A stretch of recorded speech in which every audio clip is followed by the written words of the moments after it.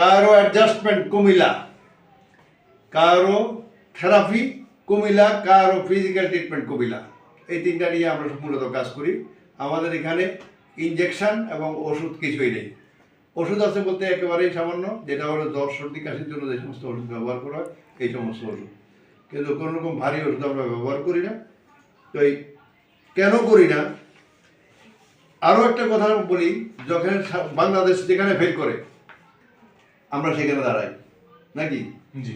আপনি ঢাকায় যদি সুস্থ হইতেন, ঢাকায় যদি আপনার চিকিৎসা হইতো, আপনি কি কুমিল্লা আসতেন? না, অবশ্যই না। অবশ্যই না। তো উনি ঢাকাতে দেখান, এখানে এইরকম ডাক্তার সাহেবদেরকে দেখানোর পরে উনি PLID লিখে দিচ্ছে অলরেডি, বলছে ওনার ইন্টারভার্টিব্রাল ডিস্ক প্রলেপস, ডিস্ক সরে গেছে, রোগে চাপ দিছে। এটার কারণে ওনার মূলত সমস্যা হয়, ওনার এই কি অসুবিধা হয় বলো তো? আমার অসুবিধা হলো যে আমি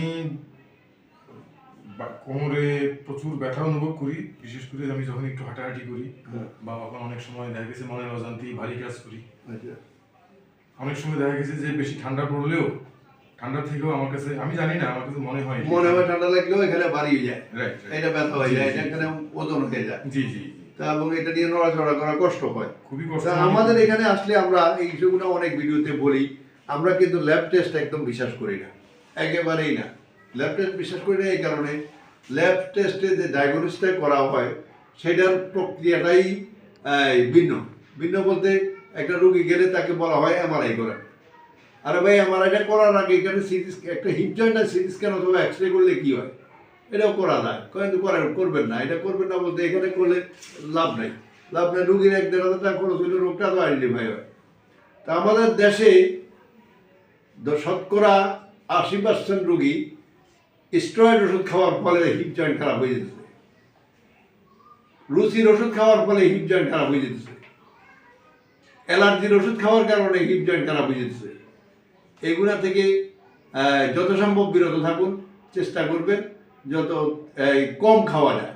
আর যারা দোকানে আছেন তারা বেচা কিনা কম করিয়েন, ডাক্তার সাহেবরা দিলেও একটু কম দিয়েন।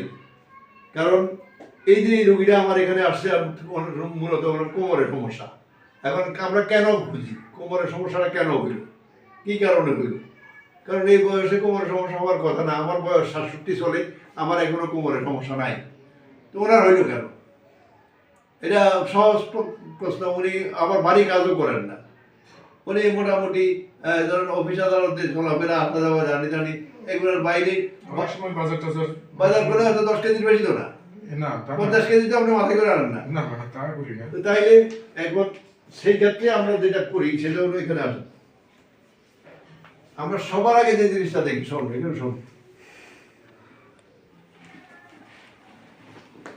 আমরা প্রত্যেকটা ভিডিওতে একই সেম বিষয়টা বারবার দেখাই, শুধু এই কারণে দেখাই যে আপনারা সচেতন হন। আপনারা বাসায় বসেও চেষ্টা করতে পারেন যে ভাই এই পাড়া তোলেন, এই যে এখানে ওঠার পরে পা আটকে গেছে আর উঠে না, উঠলে এটা কষ্ট হয়। তাই এখানে যাওয়ার পরে এই যে এখানে যখন নেন এইটা ঘুরে না, বডি শুদ্ধ এই যে টান দিলে বডি আসে, পা আসে না, তো এটা একদম ঘুরে না এখানে, এর ভিতরে। এটা হলো হিপ জয়েন্ট অ্যাঙ্কোলাইজিং এর পর্যায়ে চলে গেছে, বলতে এখানে লালা শুকিয়ে গেছে, শুকিয়ে একটার সাথে একটা হাত কার্টিলেজগুলো খেয়ে ফেলাইলে উনি অ্যাঙ্কোলাইজিং আক্রান্ত হয়ে যাবে। তা আমরা অ্যাঙ্কোলাইজিং এর হাত থেকে বাঁচানোর জন্য বহুভাবে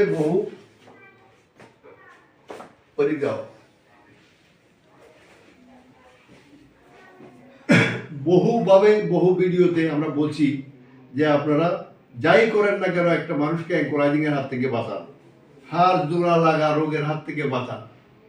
তো এটা এই HLA-B27 পজিটিভ হইলে হাড় জোড়া লাগে তা না, এখানে অনেক কারণেই লাগে। সেই কারণগুলোর মধ্যে এখন পর্যন্ত 30 থেকে 40% কারণ নির্ণয় হয়েছে, বাকি কারণগুলো এখনো নির্ণয় হয় নাই। তো এই যে এই সমস্যাটা ওনার এখানে আটকাই গেছে, একেবারে আটকাই গেছে। এখন আপনি যখন দৌড়াইতে যান তখন পা ভারী লাগেনি? হ্যাঁ, আচ্ছা। উনি যখন দৌড়াইতে যায়, জোরে হাঁটতে যায়, তখন পাটা ভারী হয়ে যায়। আমরা ওনার চিকিৎসা শুরু করবো একটু পরে, শুধু চলবে না, আমরা তো নিয়ে দেখবো। আপনার ভয় দিয়ে তো আমাদের কোনো কিছু আসবে যাবে না।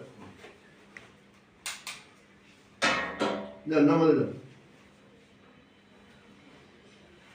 রুকুতে যাও।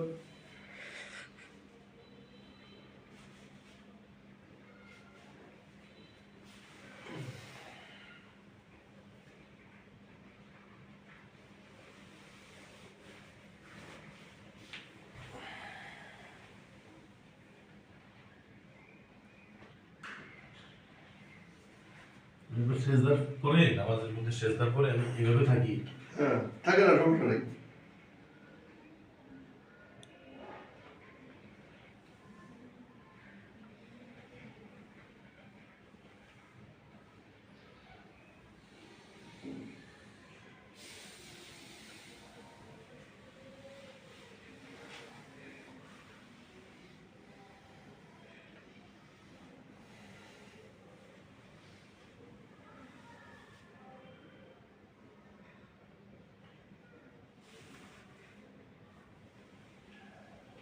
আমরা আমাদের প্রত্যেক রোগীকে এভাবে আমরা চেক করি, দেখি।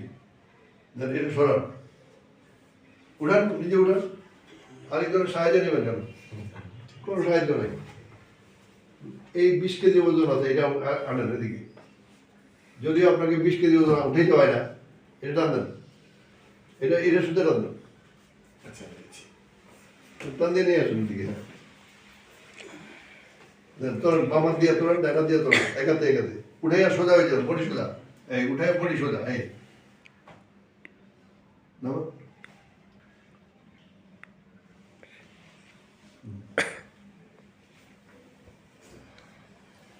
হ্যাঁ, উঠানো, আবার উঠান,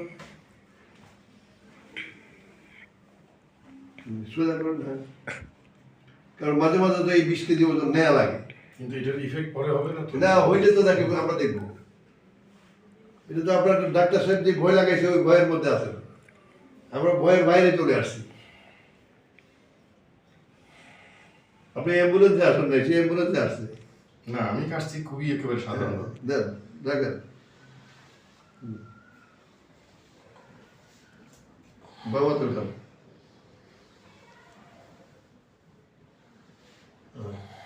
উঠাইলে সোজা, মানে ভারী জিনিস উঠাইলে এখানে সোজা।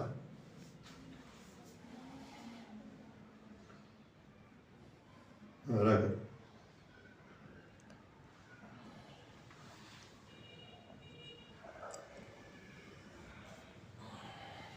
দুই হাত নিচু দিয়ে করেন, একদম মাটিতে যান। হ্যাঁ, যান, সোজা মাটিতে যান। হ্যাঁ, আগে এভাবে মাটিতে গেলে উঠতে এখানে আটকে যেত।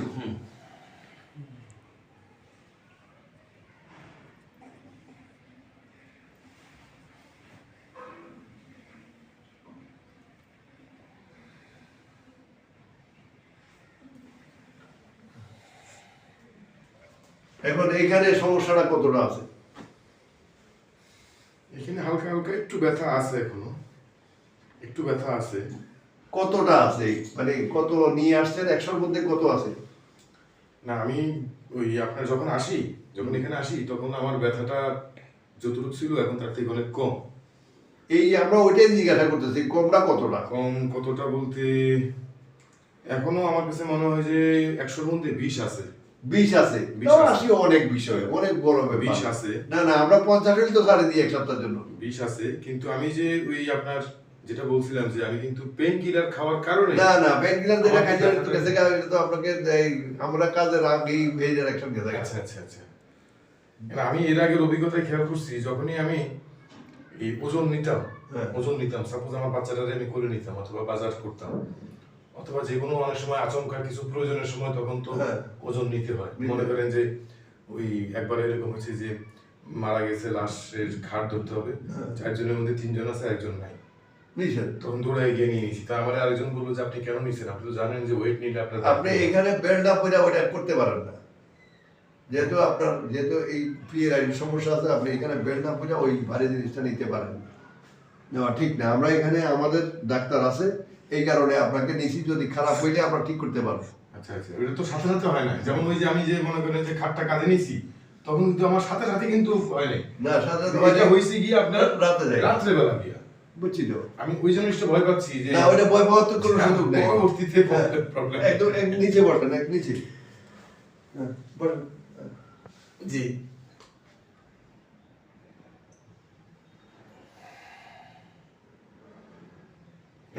এভাবে নিচে বসলে হ্যাঁ উঠতে অনেক কষ্ট হতো। হ্যাঁ এখন এখন একটু এখন নিঃসন্দেহে আমি অনেক কমফোর্ট ফিল করতেছি, কোনো সন্দেহ নেই। খুশি তো? হ্যাঁ হ্যাঁ আলহামদুলিল্লাহ আলহামদুলিল্লাহ।